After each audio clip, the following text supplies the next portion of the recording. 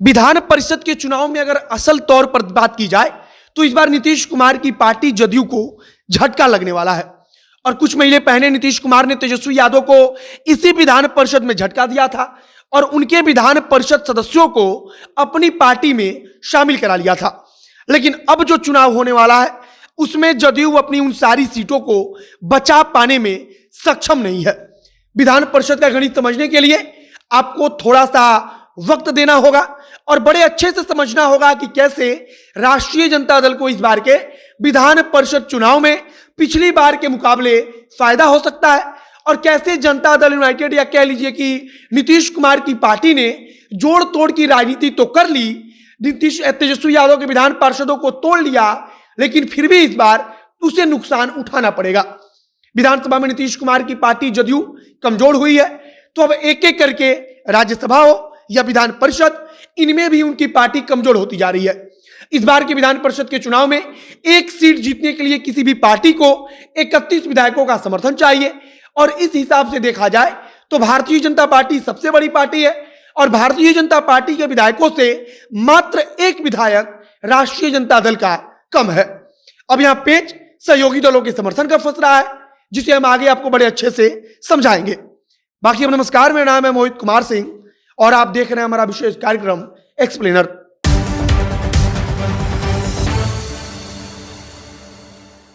विधान परिषद की 7 सीटों पर चुनाव होना है, उनमें से 2 सीट राष्ट्रीय जनता दल के लिए तय है।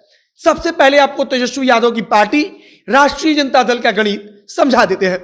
विधान परिषद में एक सीट जीतने के लिए कम से कम 31 विधायकों का समर्थन चाहिए और इस लिहाज से अगर देखा जाए तो राष्ट्रीय जनता दल के पास 76 विधायकों का समर्थन है, क्योंकि उसकी पार्टी के 76 विधायक विधान परिषद में विधानसभा में मौजूद है और उस हिसाब से विधान परिषद में 2 सीट तो एकदम तय है। मतलब कि तेजस्वी यादव को विधान परिषद की 2 सीट के लिए किसी अन्य पार्टी के समर्थन के बारे में कुछ सोचना ही नहीं है।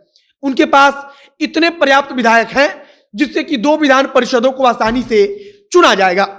लेकिन तीसरी सीट के लिए तेजस्वी यादव को किसी अन्य दल की जरूरत पड़ेगी। सबसे पहले महागठबंधन के अंदर जितने दल शामिल हैं उनका गणित समझ लीजिए।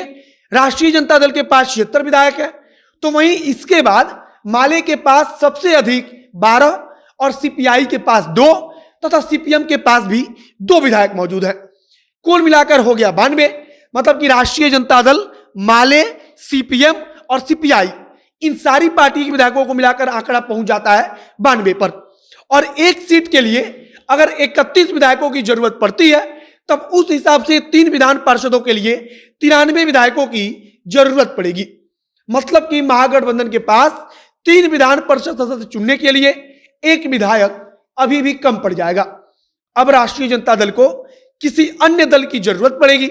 जाहिर सी बात है कि तेजस्वी यादव सबसे पहले कांग्रेस पार्टी से ही उम्मीद करेंगे और अगर कांग्रेस पार्टी महागठबंधन में आ जाती है तब विधायकों की कुल संख्या मिलाकर हो जाएगी 111, जिसका मतलब कि 93 से 18 विधायक ज्यादा। अब यह कांग्रेस पार्टी इसमें महागठबंधन से अलग है, यह ध्यान रखने वाली बात है। और बिना कांग्रेस पार्टी के राष्ट्रीय जनता दल अपने तीसरे सदस्य को विधान परिषद में नहीं भेज पाएगी तथा अगर कांग्रेस पार्टी राष्ट्रीय जनता दल को समर्थन देगी या राष्ट्रीय जनता दल के साथ आएगी तब निश्चित तौर पर कांग्रेस पार्टी चाहेगी कि तीसरा सदस्य उसकी पार्टी से हो। इसके अलावा माले के बारे में भी कहा जा रहा है कि वह भी विधान परिषद की 1 सीट के लिए मांग कर सकता है। राष्ट्रीय जनता दल के लिए पेच यही फंसेगा, लेकिन उम्मीद की जा रही है कि महागठबंधन को 3 सीट आसानी से मिल जाएगी। अब एनडीए को 4 सीट मिलने की उम्मीद जताई जा रही है। भारतीय जनता पार्टी के पास 77 विधायक है और जनता दल यूनाइटेड के पास 45 विधायक है तथा एनडीए में जीतन राम मांझी की पार्टी भी है और उनकी पार्टी के 4 विधायक हैं और 1 निर्दलीय विधायक का समर्थन भी एनडीए को प्राप्त है। अब यहां कुल विधायकों की संख्या हो जाती है 127। अगर 4 सीटों के हिसाब से विधायकों की संख्या को देखा जाए तो यह होगा 124। यानी कि 1 सीट पर अगर 31 विधायक तो 31 विधायकों के हिसाब से 4 सीट पर विधान परिषद सदस्य चुनने के लिए 124 विधायकों का समर्थन चाहिए। यानी कि एनडीए के खाते में 4 सीट मिलना एकदम तय है। लेकिन यहां भी जीतन राम मांझी अगर अपने 4 विधायकों का समर्थन नहीं देते हैं तब ऐसी स्थिति में एक सीट कम पड़ जाएगी। जीतन राम मांझी चाहते हैं कि उनको एक सीट दे दी जाए।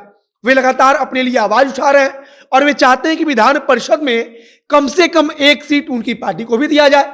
वे खुले तौर पर कह भी चुके हैं कि राज्यसभा में हमको सीट नहीं दिया गया, इसके पहले जो स्थानीय निकाय का चुनाव हुआ उसमें भी हमारी पार्टी को सीट नहीं दिया गया, तो इस हिसाब से अब हमको विधान परिषद में सीट देना ही होगा। कुल मिलाकर राष्ट्रीय जनता दल की तरफ से 2 विधान परिषद सदस्य एकदम तय माने जा रहे हैं, उसमें किसी प्रकार का कोई लफड़ा नहीं है। तो दूसरी तरफ एनडीए में भी 4 सीट एकदम तय है। अब महागठबंधन में तीसरा सीट राष्ट्रीय जनता दल को मिलता है या फिर वह कांग्रेस पार्टी को या फिर माले को दिया जाता है, यह देखना बेहद महत्वपूर्ण होगा। बाकी विधान परिषद के चुनाव को लेकर लगातार अब कयास लगाया जा रहा है कि कौन सी पार्टी किसको उम्मीदवार बनाएगी। आगे इसके बारे में जो कुछ नई जानकारी आएगी, जो कुछ नया अपडेट आएगा, उससे हम आपको रूबरू कराएंगे।